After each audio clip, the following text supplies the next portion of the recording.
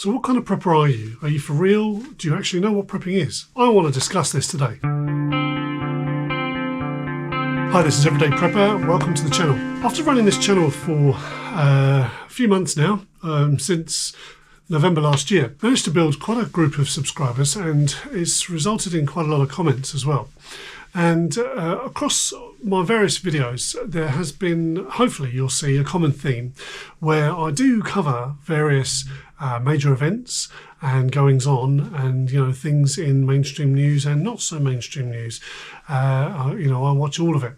But there's been subjects that I've covered, and a lot of it I have covered on, not necessarily downplayed, but I've suggested perhaps that the risk of what's coming is not as bad as maybe it's all made out to be, especially when you compare it to some other channels on YouTube and some news outlets as well. But I wanted to address I've had a few comments over the last few videos that I've uploaded, and I just wanted to kind of put this out there really to you to probably generate some more comments. But what do you actually think prepping is? Now, I know that when I did when we did the live stream with Mike on UK Urban Prepper, and the first question he asked me was, do I consider myself a prepper?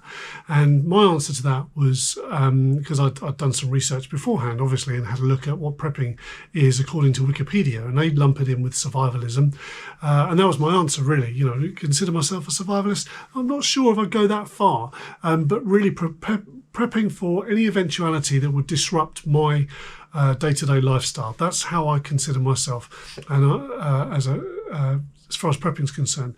So yes, I would consider myself a prepper, but there is a perception of preppers that even in the comments that I've had on some of the videos I've uploaded, that unless you're all out gung-ho, the nuclear war's happening tomorrow, you're not a prepper. And I disagree. So I thought I'd just have a little look into it. And for somebody starting out as a new prepper, or perhaps they read the article from can't remember which paper it was in, but whatever was reported about the Deputy Prime Minister Oliver Dowden saying that we should be prepared to some degree. He didn't say you should all be preppers. He said we should be prepared, or get prepared, have some candles, have some torches, just in case of something happening that we might need to go back to the old ways, kind of thing. He just implied. He didn't really give us any real clue as to what he was alluding to. And there's a whole lot going on in the world that could cause all manner of things that might bring us back to the Dark Ages, and I know that. And on my videos I do cover those kind of things, but I try not to get worked up about it, because I go by history. I go by what's actually happened. Things like fuel crisis, lockdowns, food shortages, stuff like that, things that are happening literally every few months, and that's definitely going to happen again. Things like nuclear war, as far as I'm concerned, has only happened once. Well, a nuclear strike's only happened once, and that was the US against Japan.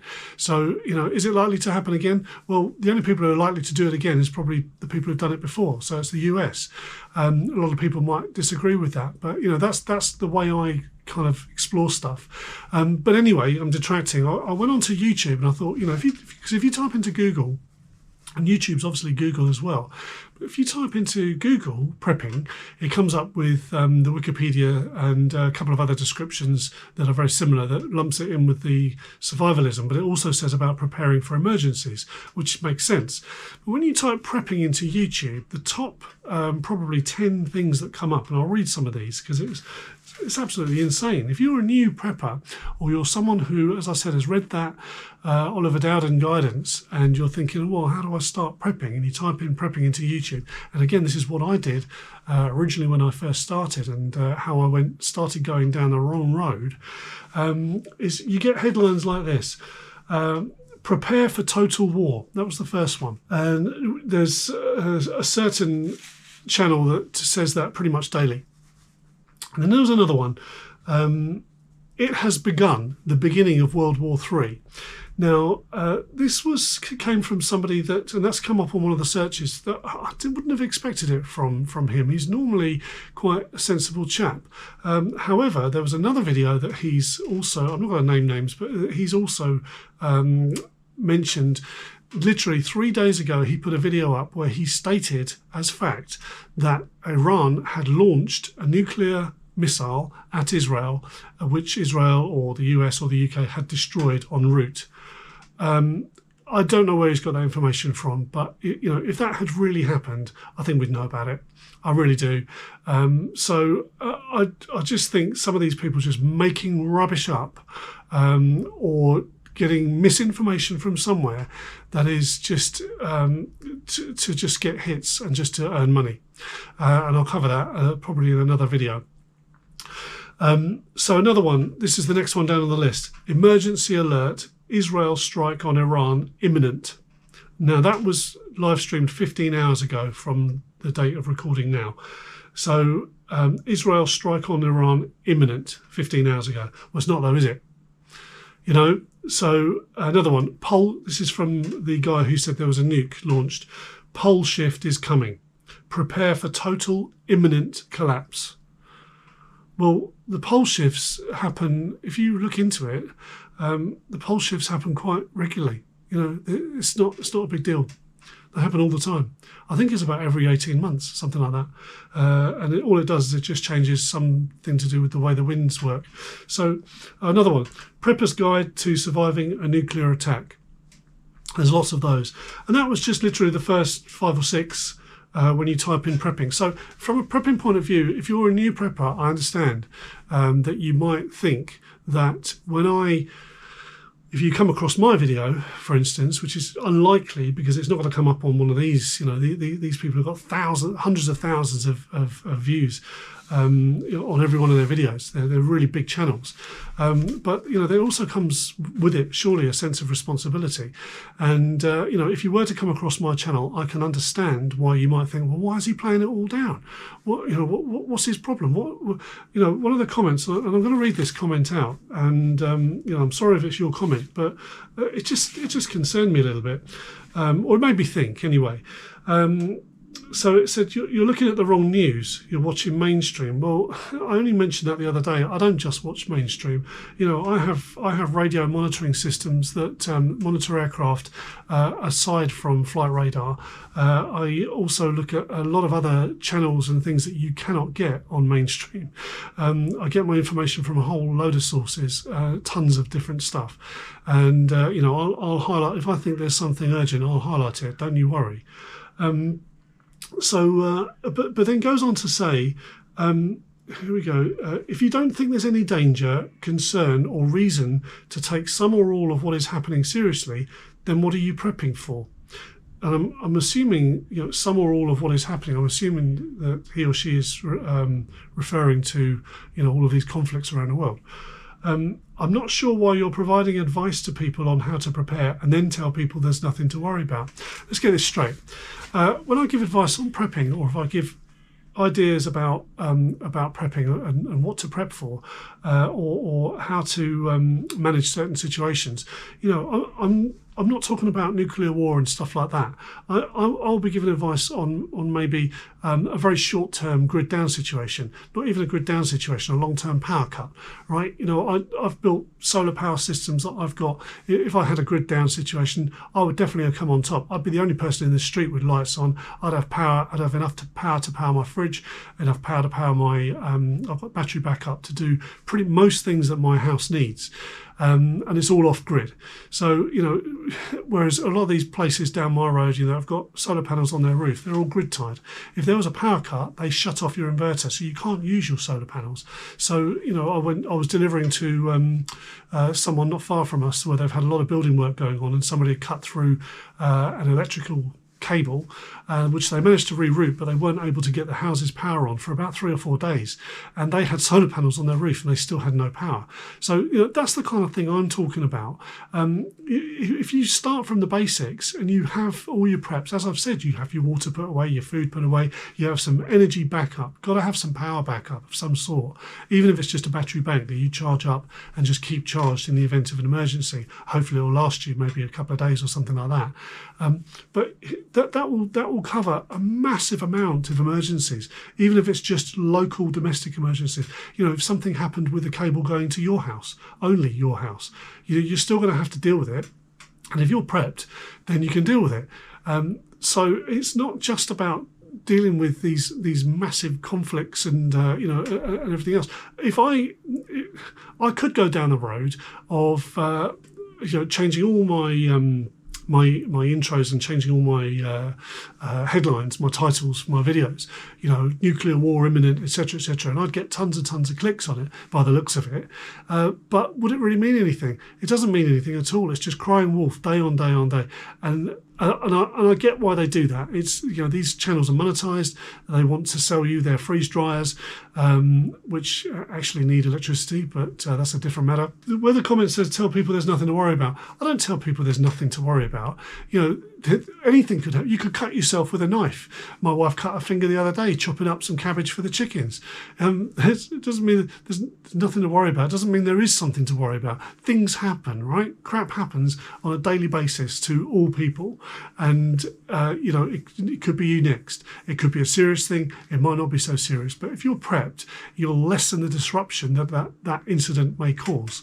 So the reason I wanted to cover it was just because I've got a feeling that there might be newcomers to prepping who have somehow come across this channel and who are looking for some guidance and are concerned that I'm not along the same lines as all the other videos, and so they're thinking that I'm just playing things down, and that's you couldn't be further from the truth. We're prepping for a reason, but if you're just prepping for what's going on in the Middle East, then you're not a prepper.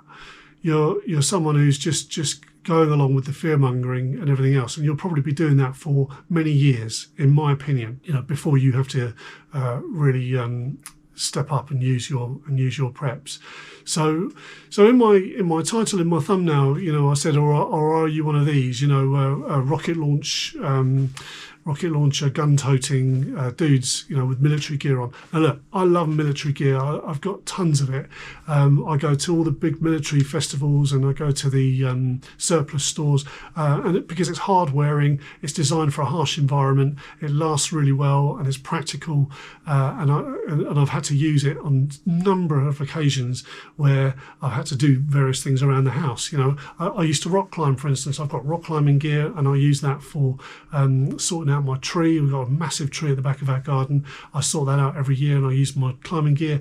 I go up a ladder, I go up my roof to do my solar stuff, put up antennas for my ham radio, all of that. I can secure myself with my climbing gear. So it's just having the right gear for the right sort of circumstance and knowing how to use it. So what I was comparing it to on the title really was people who maybe buy all the gear.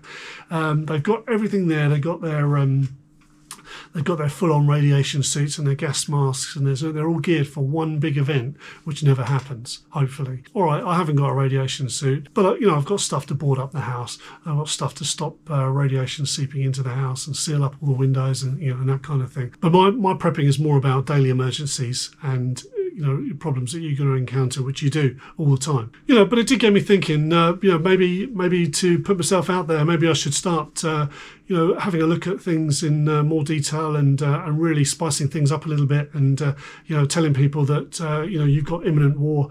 My last video, I talked about how it really got to me and, I was actually really concerned. For the first time in a long time, I was actually concerned. I thought that we were going to start seeing some kind of nuclear conflict. And I haven't felt like that in a long, long time. So maybe it is time to start fear-mongering and start, telling people this is really what's happening. But in my heart, that's not how I feel. And that's just the way it is. So if you don't like it, that's fair enough. That's your own opinion. But my opinion is that, I'm prepping for emergencies that will happen to you on a daily basis, on an individual basis, and a regional and maybe local basis, not necessarily a worldwide catastrophe. Worldwide catastrophes do happen, of course, but a global catastrophe hasn't happened yet. I know we had something a few years ago, but I don't believe that was. I don't believe that counts, and that's for another video. Yeah, I'm talking sort of meteor, nuclear bombs, that kind of stuff. So look, I just wanted to clear that up. And if you're coming here as a new prepper and you're seeing this channel and you're a little bit confused as to why I'm not going going off about the world coming to an end literally imminently, is because, you know, and it's not because I haven't done my research, and it's not because I don't know what on earth's really going on. You know, I do keep my finger on the pulse. I've got, you know, lots of sources of information, and other people that help me with information as well. And I read from that and come to my own conclusions. And my own conclusions are still at the moment that, you know, World War III is not going to break out tomorrow. Now, this video might not age very well. I could be completely wrong. But for the moment, it's absolutely prep. This is definitely the time to be prepping. I would say more so than not. But if you're panic prepping, you're not prepping, you're panicking. And you'll be like the rest of everyone else. So if you're starting prepping, just start somewhere and start building stuff up. It doesn't take very long. Check out the other videos that I've done on power generation and you know, what to put away and what sort of gear you might want to stock up on as and when you can afford it. It doesn't have to be a mass panic. But if you're focusing on just one event, you know, and you're looking at the news and you see just this one event and you're trying to focus on that, and you're trying to focus on how can I prep, and you're trying to work out how to prep for that, then you're going to be like a rabbit in headlights. You're not going to be. You're going to be immobilized and not able to think straight. So you just have to start with the very, very basics and think to yourself, you know, if I cut myself really badly and there was no hospital available immediately, what would I need? What would I need to do? So you'd have a little bit more than a first aid kit, something a little bit more serious, with some extras in. Depending on where you live, if you couldn't get fuel in your car, if you needed to work, or if you needed to get somewhere and your car's without fuel, and you needed to top up, and all the petrol stations are suddenly shut, you know, how disruptive would that be? So if you've got even a little 5-litre canister in your car or in your shed that you can just top your car up with and use as an emergency, then you're prepped. That's the kind of emergencies or disruption that I prep for on a daily basis. Anyway, look, I hope you found that interesting. I'll be interested to see how the comments come back. I'll probably get some abuse for it. Let me know what you think. And if you have just come to the channel, then welcome. Please subscribe. There's plenty of videos like this. There's plenty of videos on about how to get started prepping as well.